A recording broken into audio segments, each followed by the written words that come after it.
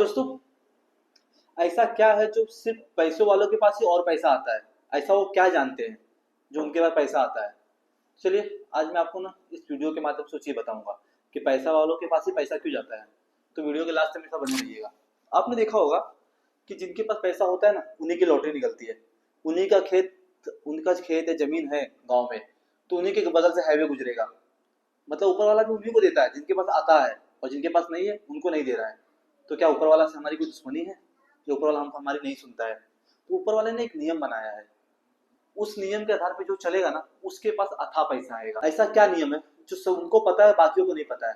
तो चलिए, मैं आज आपको ना वो नियम बताता हूँ। क्या होता है ना, याद रखिए, सबसे पहला जो नियम है ना, सर्विस। जैसे आप कभी किसी काम में हैं, उस काम में अगर आपको 100 रुपया मिल रहा है, तो आप कोशिश करिए ना कि सामने वाले को 120 का काम करके दीजिए, ना कि 80 और 70 का। तो फिर देखिए, ऊपर वाला ना अपने आप आपको 150 का व्यवस्था करवा देगा। जो आपका बॉस है, जो आपका ओनर है, वो भले आपको 100 रुपया ही क्यों ना दे, लेकिन जिस दिन आप उसको 120 का काम करने के देंगे ना, तो वो नहीं देगा, ऊपर वाला आपको करवा देगा। क्योंकि आप जो भी काम करते हैं उसका आपके पास रिटर्न आता है। इस बात को समझिए। आप आपके कर्म कहीं भी कभी भी छुप नहीं सकते, वो आपके पास लौट कर आपके पास आते ही आते हैं, चाहे कुछ भी हो, कैसा भी कर्म हो। तो जब आप 120 का काम करेंगे ना, तो अपने आप आपको ऊपर वाला 150 का व्यवस्था करवा देगा। हम क्या करते हैं ना, हम बदन चुराने लगते हैं।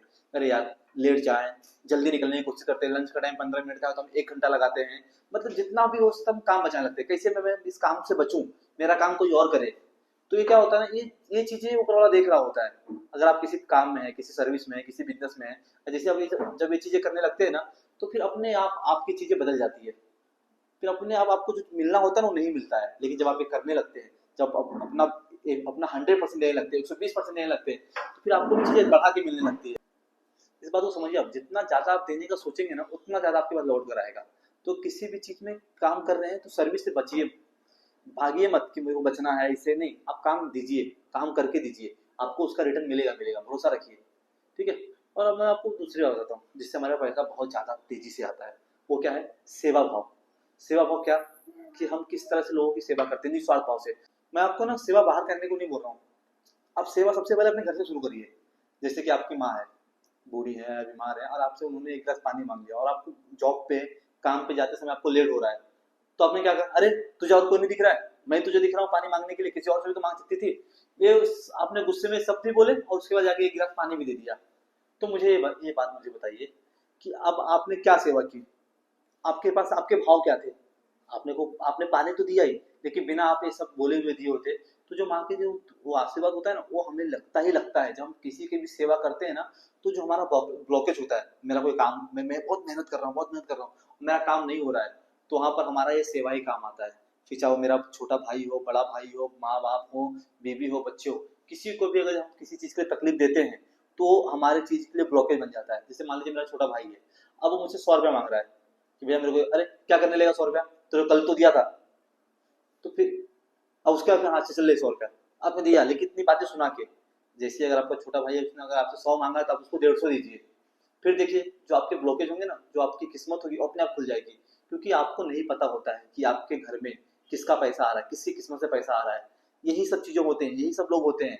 तो जब अगर आप कमाने वाले हैं, और आपको आपके पीछे 4 लोग खाने वाले हैं, तो ऊपर वाला उन चारों की किस्मत की वजह से आपको लाके दे रहा हो। देखिए, हम उन चारों को नाराज करके रखे हैं कि मैं कमा के ला रहा हूँ, तुम लोग को जितना दूंगा उतना खाओ। तो फिर हमें भी हमारा जो ब्लॉकेज होता है ना, वो और बंद हो जाता है। तो इस बात को समझिए। आप कभी भी अगर आपके घर में कोई है, तो उसको कुछ दीजिए। अगर वो 10 मांग रहा है, उसको 20 दीजिए। चाहे आपकी बीवी हो, आपका भाई बहन, माँ बाप, कोई भी हो। अब जब घर जाते हैं, तो माँ बाप के लिए कुछ जूस लेके जाइए, बीवी बच्चों को कुछ लेके जाइए। इससे जब वो खुश होते हैं ना, तो ये एनर्जी हमारी तरफ आती है।